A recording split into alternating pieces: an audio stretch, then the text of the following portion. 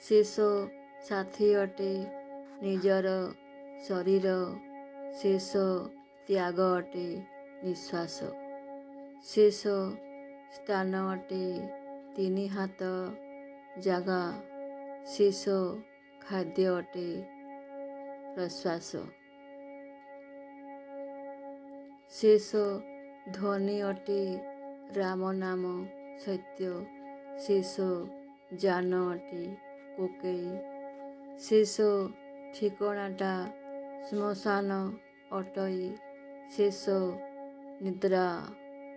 ମଶାଣି ଜୁଇ। ମଣିଷ ଯେତେବେଳେ ଅଧିକ ଭାଙ୍ଗି ପଡ଼େ ସେତେବେଳେ ସେ ବୁଝିପାରେ ଯେ ସେ ଯାହାକୁ ଅତି ନିଜର ଭାବୁଛି ତା ପାଇଁ ସେ କିଛି ବି